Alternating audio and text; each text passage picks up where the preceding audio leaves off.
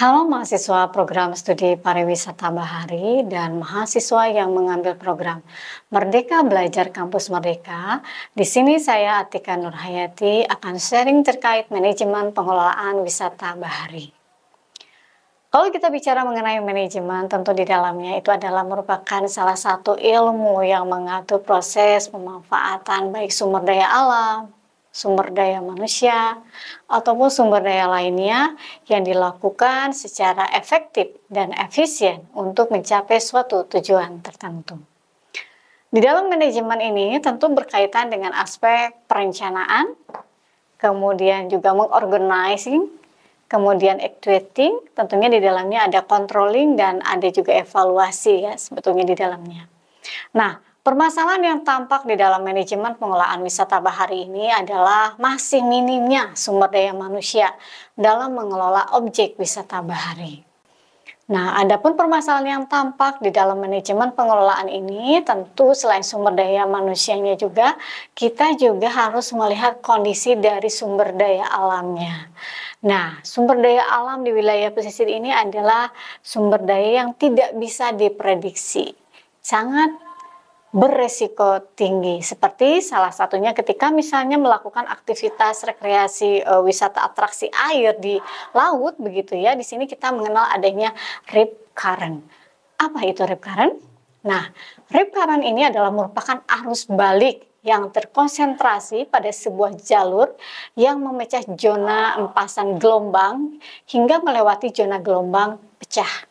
Nah, pantulan gelombang yang terjadi ini memunculkan sejumlah arus susur pantai yang kemudian bertemu dan memusat di tengah cekungan pantai tersebut ya. Nah, jadi janganlah melawan arus, jadi berenanglah sejajar pantai begitu ya. Sebelum berenang, kemudian Anda juga harus memperhatikan di mana adanya arus balik atau rip current ini. Karena hampir 80% korban di pantai itu adalah akibat terjadinya rip current tersebut ya. Nah, kalau kita bicara lagi mengenai terkait dengan rip current itu sendiri, tentu kita berbicara dengan kondisi real begitu ya. Seperti misalnya di sini yang disampaikan oleh New Public Management yang diperkenalkan oleh salah satu penginspirasinya, bahwa di sini merupakan suatu teori manajemen publik. Jadi kalau kita bicara mengenai manajemen, di dalamnya ada yang disebut dengan manajemen publik yang beranggapan bahwa praktek manajemen di sektor swasta ini adalah lebih baik katanya dibandingkan dengan manajemen di sektor publik. Nah, New Public Management ini tentu berkaitan dengan yang namanya empowerment of citizen gitu ya. Kalau kita bicara empowerment tentu adalah pemberdayaan ya, pemberdayaan masyarakatnya, kemudian kebebasan untuk mengambil pilihan atau keputusan, kemudian terkait dengan support system dalam melakukan pelayanan atau services begitu ya. Kemudian tentu di sini juga keamanan yang harus sangat diperhatikan pada masyarakat tersebut. Dan tidak lupa terkait dengan efisiensi, ekonomi, dan efektivitasnya. Nah, kalau kita melihat dari fungsi manajemen secara umum itu berlaku di sektor publik maupun di sektor swasta. Itu di sini ada fungsi strategi, kemudian ada fungsi manajemen komponen internal, dan ada fungsi manajemen konstituen eksternal. Fungsi-fungsi ini memiliki peranan yang berbeda dalam mewujudkan suatu tujuan strategi untuk menghasilkan pengelolaan yang lebih baik lagi.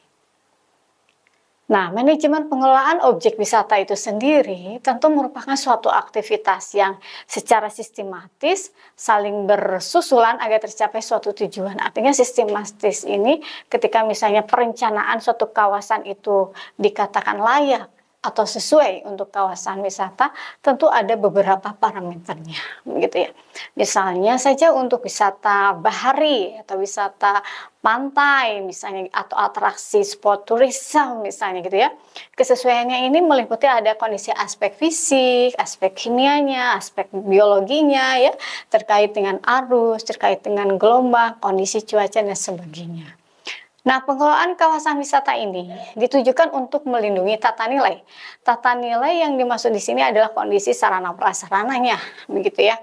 apakah dari aspek aminitas, aksesibilitas, begitu ya. Kemudian juga produk dan jasa yang dihasilkannya. Kemudian tentu di dalamnya juga mengadopsi tata nilai asli yang melibatkan penduduk setempat atau kearifan lokal yang ada di masyarakat.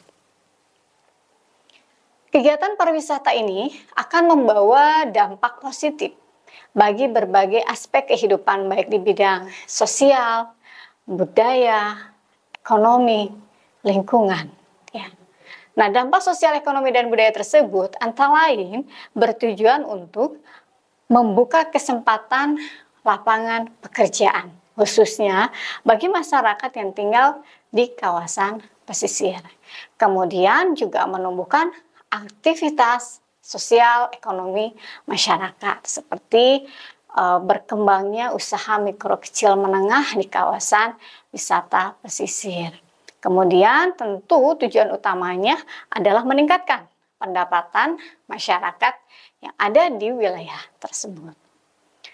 Nah, fungsi manajemen ini merupakan salah satu yang sangat strategis yang harus dilakukan dengan tujuan dan prioritas mengorganize, mengelola dari mulai merencanakan, kemudian setelah merencanakan kita coba mulai untuk mengimplementasikan dari rencana tersebut, kemudian juga kita mengorganize dari seluruh rencana tersebut, kemudian juga kita mengevaluasikan begitu ya dari tata kelola tersebut. Nah, jadi bukan saja merencanakan, mengorganize saja, tapi tentu di dalamnya ada directing dan ada controlling juga. Itu merupakan bagian dari fungsi manajemen.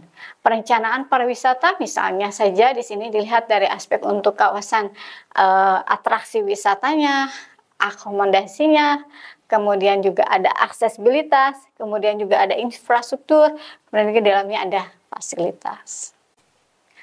Fungsi manajemen komponen internal ini adalah untuk mengorganiskan, menyusun staf yang dilakukan oleh manajemen pengelolaan objek wisata bahari, yang dilakukan sesuai dengan kebutuhan dan disesuaikan dengan kemampuannya masing-masing. Misalnya di sini ada general control-nya, kemudian ada sistem IT-nya, kemudian ada sistem development-nya, kemudian juga di sini ada physical and online security-nya. Nah, ini semua merupakan bagian dari sumber daya yang bersifat wujud dan tidak terwujud. Kemudian tentu di sini dikolaborasikan dengan kemampuan dari sumber daya tersebut, kemudian juga memiliki kompetensi inti dari sumber keunggulan yang bersaing. Kemudian juga tentu ini merupakan salah satu daya saing ya ketika menentukan kawasan wisata itu sendiri. Nah, fungsi manajemen konstituen eksternal di mana pengelolaan objek wisata ini menjalin kerjasama dengan pihak ketiga.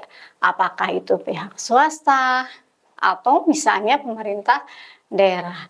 Kerjasama yang dilakukan dengan pihak swasta yaitu dengan misalnya dengan para tour guide, tour leader, pengusaha seperti misalnya pengusaha hotel, villa atau homestay gitu ya. Nah, sedangkan kerjasama dengan pemerintah itu termasuk di dalam pengelolaan objek daya tarik wisatanya, sehingga pihak manajemen pengelolaan objek wisata bahari ini menyerahkan seluruh presentasi tiketnya sesuai dengan kesepakatan bersama, sehingga harga tiketing itu sudah merupakan kesepakatan bersama dari seluruh stakeholder yang terlibat di dalamnya. Nah, pembangunan pariwisata berkelanjutan ini yaitu tentu berdasarkan kepada kondisi lingkungan, kemudian juga produk wisata yang dihasilkan, kemudian juga kemitraan dan partisipasi masyarakat. Nah, pariwisata yang berkelanjutan tadi sudah disampaikan ya, produk pariwisatanya ini tentu tidak terlepas dengan kondisi alam ya. Kemudian produk wisata yang ditawarkan oleh objek wisata bahari diantaranya misalnya atraksi olahraga air, misalnya atraksi olahraga air seperti surfing, diving, snorkeling, misalnya seperti itu. Kemudian juga ada edukasi wisata, misalnya edukasi wisata mangrove, edukasi wisata penyu dan sebagainya. Kemudian di sini juga terjalinnya kemitraan dan partisipasi dari masyarakat. Nah, para mahasiswa, itu adalah materi yang disampaikan pada sesi ini. Semoga bermanfaat untuk kita semuanya. Sampai ketemu di sesi selanjutnya. Salam semangat!